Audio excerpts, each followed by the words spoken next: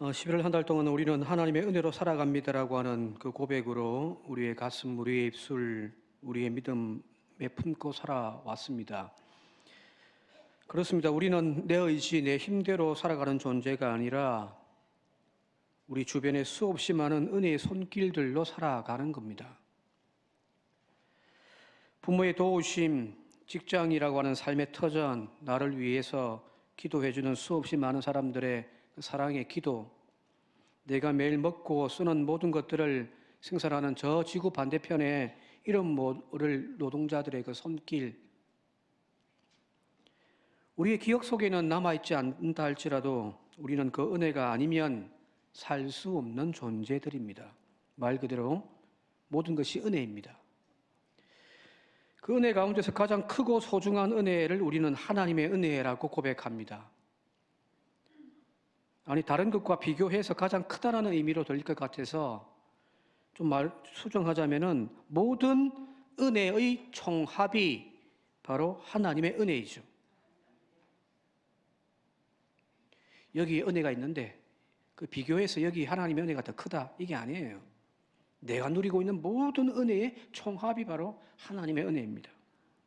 좋은 부모를 만나게 해 주심도 하나님의 은혜죠. 사랑스러운 자녀들이 올 한 해도 건강한 삶을 살아갈 수 있도록 하심도 하나님의 은혜이고요. 건강한 육신을 주셔서 오늘도 일터에 나가 일할 수 있음도 하나님의 은혜였습니다. 내가 누리고 있는, 내가 살아가는 모든 것이 하나님의 은혜이고 하나님의 사랑이라고 우리는 고백합니다. 자, 이런 고백을 듣고서 예수 안 믿는 사람들, 불신자들 중에서 그것이 어찌 부모의 은혜지 하나님의 은혜냐라고 이야기하실 분이 있을 겁니다. 제가 학창시절에 자주 들었던 이야기입니다. 저희 아버지가 내가 네 먹이 살리지, 응? 하나님이 네 먹이 살리냐고 막 그래. 밥을 빌어 먹고 사는 것도 일자리를 제공해 준 직장 사장님의 은혜지 무슨 하나님의 은혜냐라고 말하실 분들도 아마 있을 겁니다. 그죠? 그러나 모든 것이 우리를 창조하시고 살아갈 수 있도록 돌보시는 하나님의 손길이 아니라면 인간 세상을 넘어서서 이 우주 만물 모든 것들이 온전하게 유지되겠습니까? 시편 121편에 우리가 잘 알고 있는 시편 노래가 있습니다. 이스라엘을 지키시는 이는 졸지도 아니하시고 주무시지도 아니하시리로다. 이 표현 그죠? 또 이 표현 가지고 기도를 많이 하는데 하나님은 졸지도 아니하시고 주무시지도 아니하신다라는 거예요. 왜 그럴까요? 이 시편 121편 2절 보면은 뭐라고 표현되어 있냐면은 천지를 지으신 여호와이기 때문이라는 거예요. 천지를 지으신 여호와, 이 표현이 나옵니다. 무슨 말인가요? 하나님이 바쁘시다는 이유 때문에 잠시 세상을 다스리는 것을 멈춘다면, 혹은 하나님이 너무 피곤해서 잠시 주무신다면 세상은 어떻게 될까요? 자, 천지를 지으신 여호와, 이 말의 표현은 무엇이냐면은 하나님이 주무신다면, 하나님이 잠시 멈추신다면은, 자, 창세기 1장에 나와 있듯이 그 창조의 이전으로 돌아가 버리는 거예요. 혼돈이에요. 공허고 흑암을 뜻하는 카오스의 상태로 돌아가 버리는 거예요. 천지 창조란 이 혼돈, 이 카오스의 세상을 질서를 부여한 것이 하나님의 천지 창조이잖아요. 그죠? 그죠? 태양이 자기의 길을 빙 돌 수 있도록, 모든 만물들이 각자의 삶의 자리에서 제 기능을 할 수 있도록 오늘도 하나님은 일하고 계신 거예요. 오늘도 하나님이 일하신다는 이 표현이 여전히 하나님은 세상을 창조하고 계시다는 표현이거든요. 그래서 우리가 지금 누리고 살고 있는 건, 내가 살아가는 이 모든 순간이 바로 이 창조주 하나님의 섭리와 은혜 속에 있음을 우리는 고백하는 거죠. 당장 눈에 보이는 것은 이번 한 달 동안 열심히 땀 흘린 그 아빠의 수고이기도 하지만 그 너머에서 하나님의 은혜가 있다는 거예요. 그죠? 아이들이 건강하게 학교 생활 잘한 것이 고맙고 사랑스럽지만 그 너머에 하나님의 은혜가 있는 거예요. 우리는 그걸 고백하는 거잖아요. 그죠? 자, 그렇다면 이 은혜로 살아오는 우리의 한 해, 우리의 삶을 되돌아보면서 이런 질문 한번 던져볼게요. 여러분들은 올 한 해 그 하나님의 은혜를 얼마나 받으셨습니까? 얼마나 큰 은혜를 받으셨냔 말이에요. 한번 이 물음에 여러분들의 삶을 한번 쭉 되돌아보시고요. 지금 내 삶의 자리를 한번 점검해 보십시오. 얼마나 은혜 많이 받았어요? 자랑할 만큼 큰 은혜 받았습니까? 설교를 준비하면서 이 질문을 내 스스로에게 던져봤습니다. 가만히 생각해 보니까 그렇게 많은 것 받은 것 같지가 않아요. 솔직하게. 남들과 비교해 보니까. 남들은 자식들이 이렇게 잘 되었다고 하고 자랑하는데 저는 특별히 뭐 또 자랑할 것도 별로 없네요.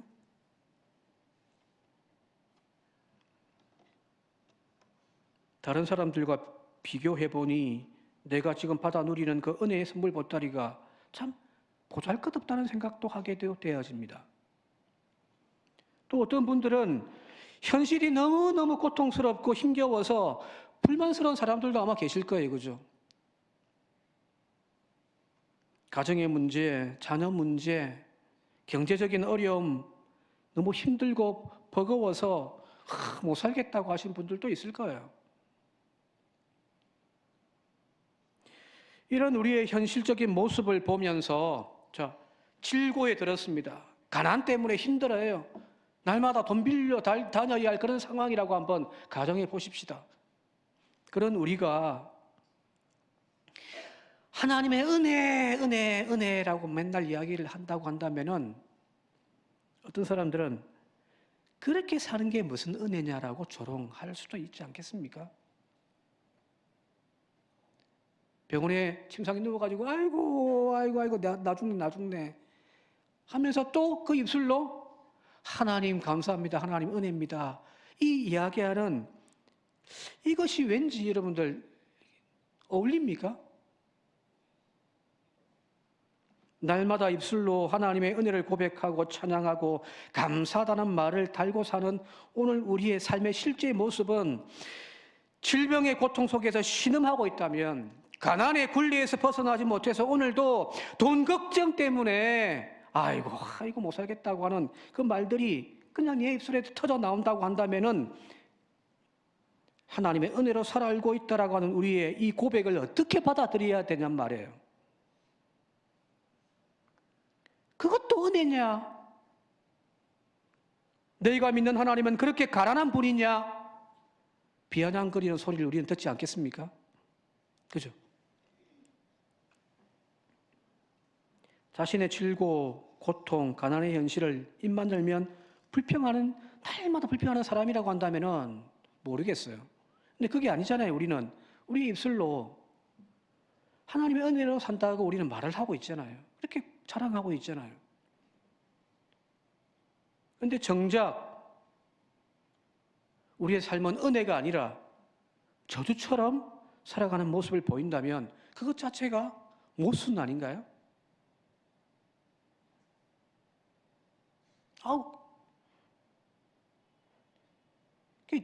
현실을 벗어난 그냥 쫙 구름 위에 떠 있는 두리뭉실한 그런 은혜의 고백이 아니라 그 은혜를 한번 우리의 삶 가운데 한번 끄집어 들여가지고 한번 생각해 보자는 이야기예요.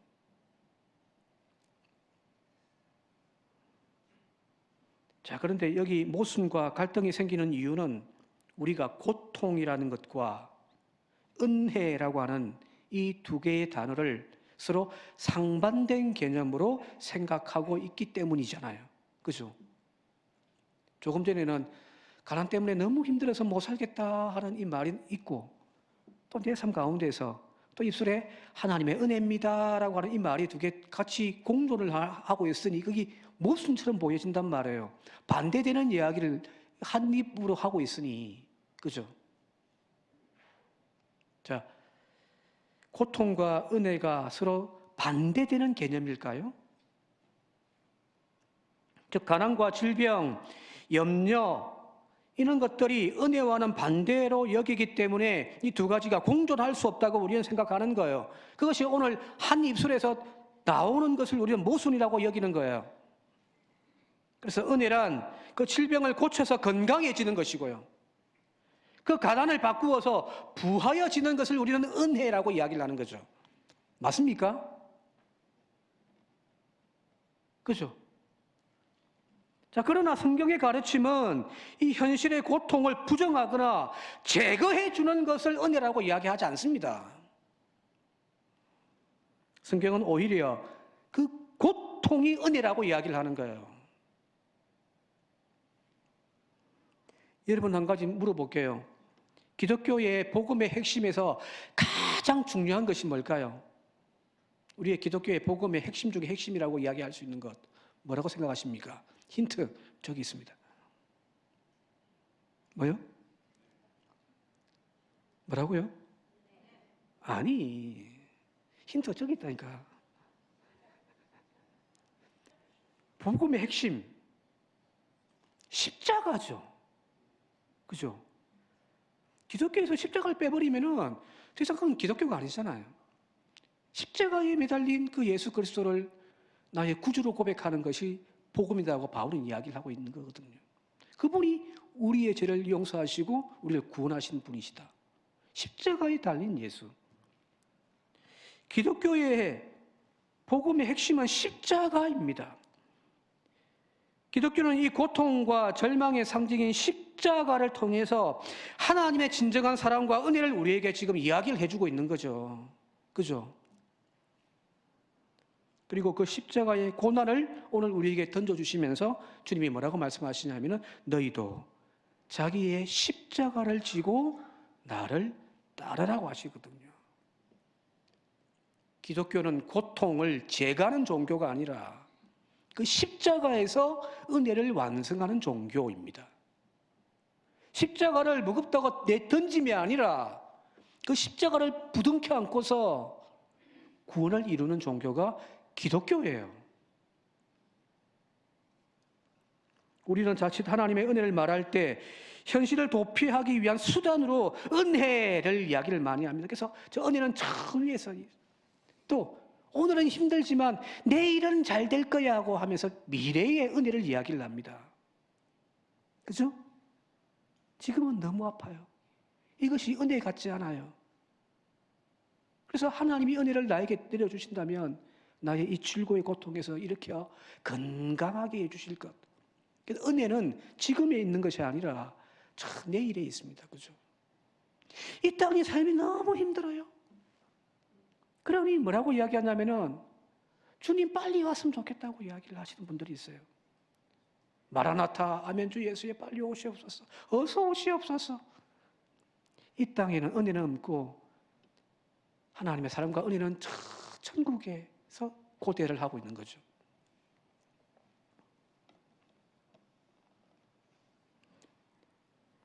그래서 절망과 고통을 역전시키는 하나님, 그 절망적인 상황을 바꾸어 주시고 해결해 주시는 하나님에 대해서만 우리는 늘 말해 오고 있습니다. 그것을 우리는 은혜라고 말을 하고 있잖아요. 자, 그러나 오늘 성경 본문에 이 바울은 자신의 고통, 그 가시를 제거하기 위하여 하나님께 3번 기도했더니 하나님이 전혀 다른 답을 주신단 말이에요. 같이 9절 같이 한번 읽어볼게요. 9절입니다. 시작. 나에게 이르시기를 내 은혜가 네게 족하도다. 이는 내 능력이 약한 데서 온전하여짐이라 하시니라. 바울아, 네가 지금 네가 겪고 있는 그 육체의 가시를 제거해달라고 나에게 3번 기도하고 있는데 그걸 제거해달라고 너는 요구하고 있는데 나는 그렇게 생각하지 않아. 그 가시가 은혜다. 여러분, 이걸 어떻게 받아들여야 할까요? 우리는 일반적으로 나를 괴롭히는 그 육체의 가시를 제거해 줌이 은혜라고 생각을 해왔단 말이에요. 그 눈물의 원인을 해결해 주심이 우리는 은혜라고 생각을 했는데, 하나님은 그런 우리의 생각에 대해서 아니, 노라고 이야기를 합니다. 그 고통도, 그 십자가도, 그 가시도 은혜야. 한번 따라해 봅시다. 그 가시도 은혜다. 그 가시나도 은혜가 아니고 그 가시도 은혜. 그 고통, 그게 은혜다는 거예요. 내가 힘들고 고통스러워서 내려놓고 싶었던 그 십자가가 오히려 나를 구원하기 위해 주신 하나님의 가장 큰 선물이고 사랑의 증거이며 은혜라는 이야기입니다. 오늘 우리가 이걸 좀 깨달았으면 좋겠습니다. 11월 한 달 동안 우리가 은혜 계속 이야기해 왔는데, 그것이 그냥 입술의 고백만이 아니라 현실의 내 삶 가운데에서 한번 고백해 보자는 이야기예요. 칠고와 가난과 아픔 다 품고 계시잖아요. 자식 때문에 눈물 흘리고 돈 때문에 걱정하고, 그런데 무슨 은혜? 그러니까 실제로 우리의 삶에 말로는 감사하다고 하는데 진짜 감사가 나오지 않는 이유가 여기 있는 거예요. 그 고통을, 그 가시를, 나의 아픔을 은혜로 보지 못하기 때문입니다. 인간은 어느 정도 부족함을 느낄 때 진짜 삶의 참 가치와 행복과 기쁨을 깨닫게 되어지는 법이잖아요. 그죠? 제가 입이 짧아요. 오늘도 점심때 카레 한다고 하는데 걱정입니다.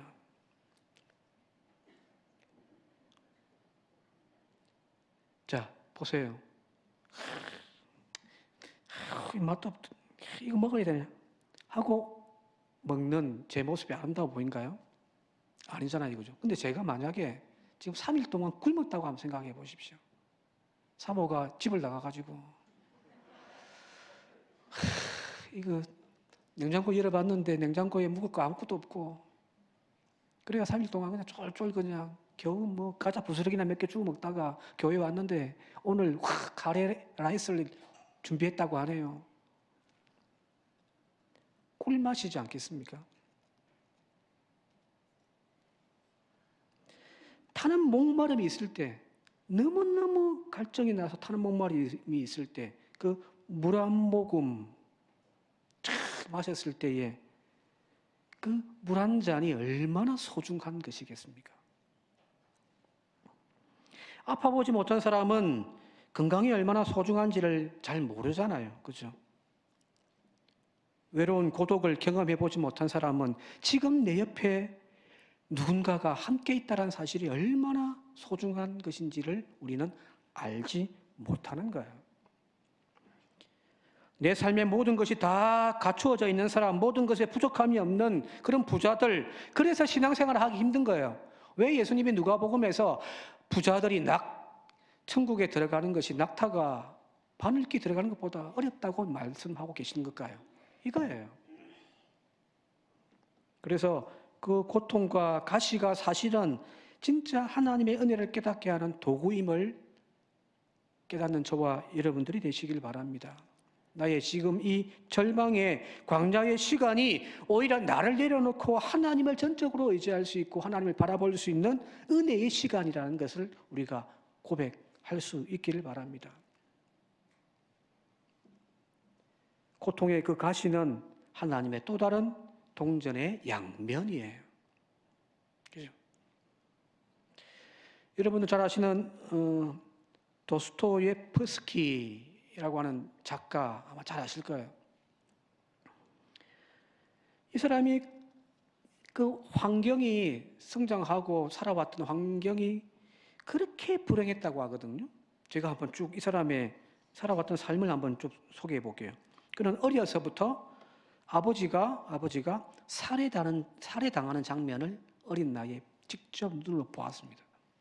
아버지가 죽는 그 모습을, 누군가에게 살해당하는 모습을 봤어요. 그 후에 이제 고아로 성장한 거예요. 그리고 청년기에 사회주의적 결사체에 가담했다가 체포되어 가지고 사형 선고받습니다. 근데 사형 집행 직전에 다행히도 그 황제, 러시아의 황제가 그의 천재적이고 문학적인 재질을 인정해 가지고 그를 특별 사면해 줍니다. 그럼 살려주어라. 대신에 저 시베리아에 끌려가 가지고 거기에서 혹독한 4년 동안의 징역 생활을 합니다. 청춘이 그렇게 다 흘러가 버렸습니다. 자, 결혼을 했어요. 아내를 맞이해서 결혼을 생활을 하는데 나의 불행했던 과거 이제 알콩달콩 행복한 가정을 꾸리면 참 좋을 건데 이 여자가 결혼 전에 사귀었던 남자와 계속해서 관계를 맺으면서 불륜을 저지른 거예요. 엄청난 정신적인 고통이죠, 그죠? 결국 이 아내는 나중에 병이 들어 죽어버립니다. 그리고 다시금 재혼을 해서 이제 아들을 하나 얻었는데 아들 탁 안고 얼마나 기쁩니까, 그죠? 그런데 이 아들이 추운 그 시베리아의 그 날씨를 견디지 못해서 금방 병들어 죽어버립니다. 게다가 이 도스토예프스키 자신의 몸이 평생 지니고 있는 병이 하나 있었답니다. 간질이에요. 오늘 바울도 아마 이 간질이었을 거라고 생각을 하는데, 그게 막 심심하면 이 간질 발작 증상이 나타나가지고 쓰러지고 막 개거품 무는 거예요. 평생을. 자, 그런데 이 자신의 병을 일컬어서 그는 뭐라고 이야기하냐면은 거룩한 병이라고 이야기를 했습니다. 신체적인 고통이 자신의 신앙을 굳게 만들어준 거예요. 그 고난으로 점철되어져 있는 자신의 삶의 의미를 자신이 살아갈 수 있는 힘이 되어졌다라고 이야기를 합니다. 그래서 오히려 그 병과 자신의 불행했던 삶을 오히려 자신은 감사하다고 이야기를 하는 거예요. 이렇듯 그는 질병과 고난에 더불어 싸우면서 한평생을 살아왔습니다. 그런 몸부림이 바로 분신이라는 작품, 백야, 그 죄와 벌, 이런 불후의 걸작들을 만들어내게 되어진 힘이었다라는 거예요. 즉, 자신의 인생이 평탄한 꽃길만 걸었다고 한다면은 인간의 내면의 그 심연에서 우러나오는 그런 어떤 문학적인 표현들이 나오지 못했다라는 이야기예요. 경험해 본 거예요. 그죠?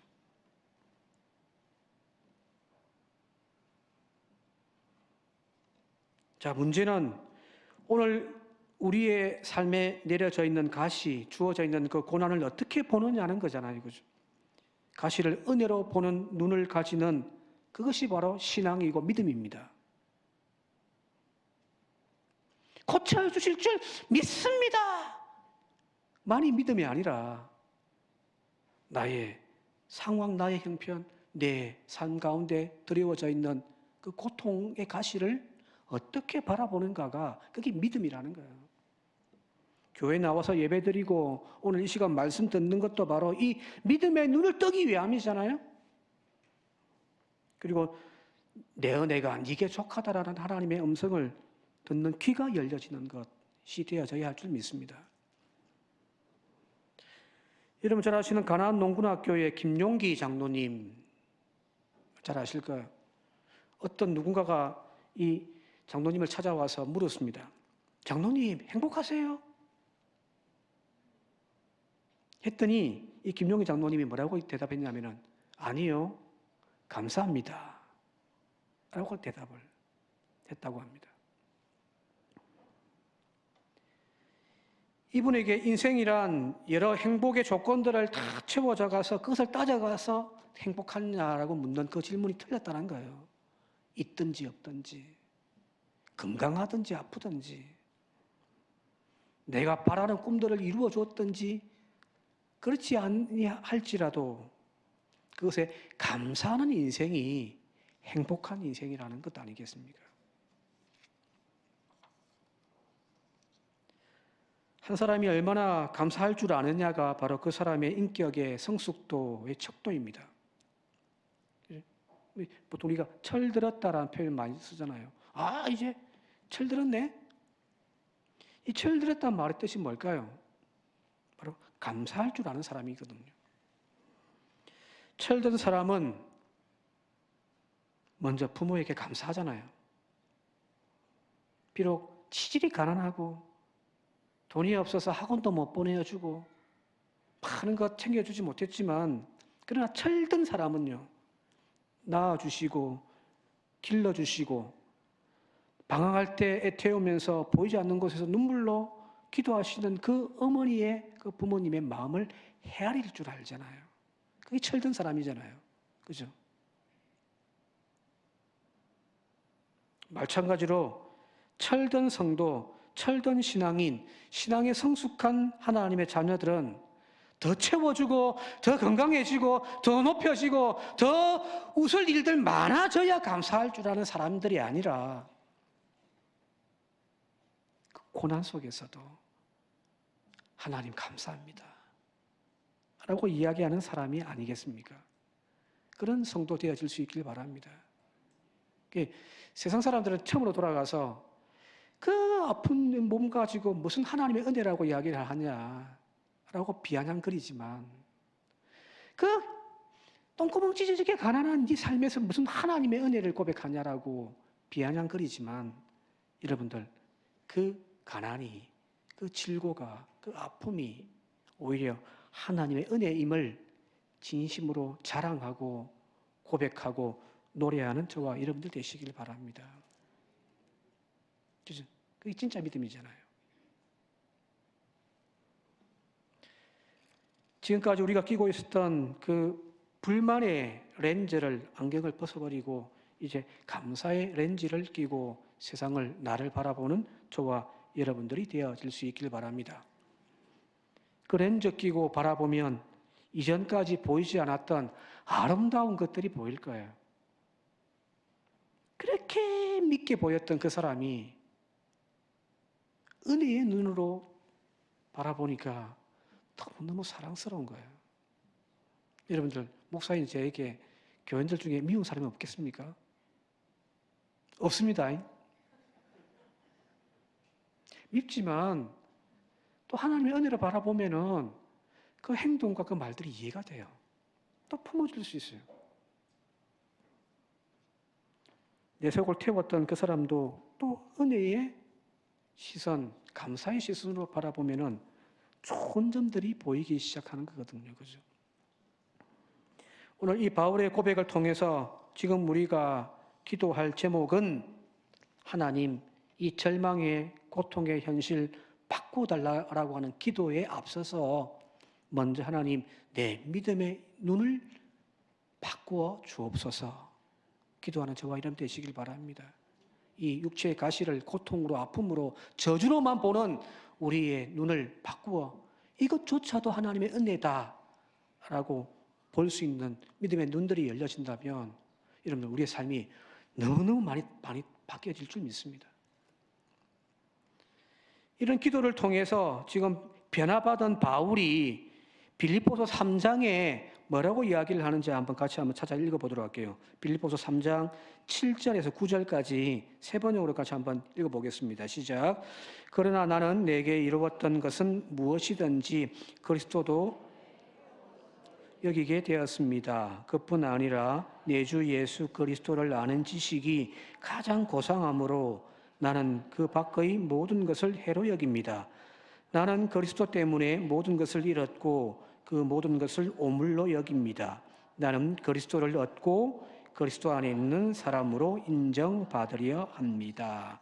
지금까지 저것이 있어야 내 삶이 자랑이고 행복이고 위대하다고 생각했는데 이제 예수 만나고 난 다음에 그 눈꺼풀이 벗겨지고 새로운 눈을 뜨게 되어지니까 아무것도 아니더라는 거예요.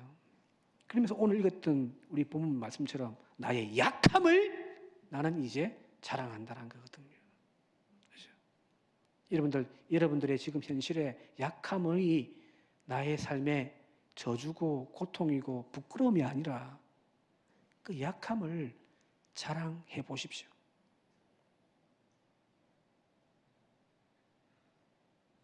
질병든 나의 육신이 하나님 앞에 감사할 수 있기를 바랍니다. 나의 속을 시커멓게 지금 타들어가게 만드는 내 가족, 그 자체를 하나님 앞에 한번 감사하다고 고백 한번 해 보시기 바랍니다. 그리고 그걸 한번 세상 가운데 한번 자랑해 보십시오. 그러면 분명합니다. 새로운 세상이 열려질 줄 믿습니다. 오늘 이 믿음의 지혜, 믿음의 은혜를 깨닫고 누리며 살아가는 우리 모두가 되시기를 바랍니다. 이제 말씀 정리하며 마칠게요. 바울이 경험한 이 육체에 가시는 단순한 고통이 아닙니다. 하나님의 은혜를 더 깊이 깨닫게 하시는 하나님의 도구입니다. 가시가 곧 은혜였습니다. 하나님은 우리의 기도를 외면하시는 분이 아니라 우리가 구하는 것보다 더 선한 길로 우리를 인도하시는 분이심을 여러분들 믿으시기 바랍니다. 우리가 원하는 대로 응답하지 않을 때라도 그 자리에 하나님의 은혜가 머물러 있습니다. 하나님이 응답하지 않음이 아니라 하나님이 은혜로 지금 함께하고 계십니다. 그 하나님이 저 미래에 있는 것이 아니라 지금 여기 있는 거예요. 오늘도 그 하나님의 은혜를 부여잡고 찬송하며 나아가는 저와 여러분들이 되시길 바랍니다. 올 한 해 내가 누렸던 그 은혜를 다시 한 번 더 자랑할 수 있기를 바랍니다.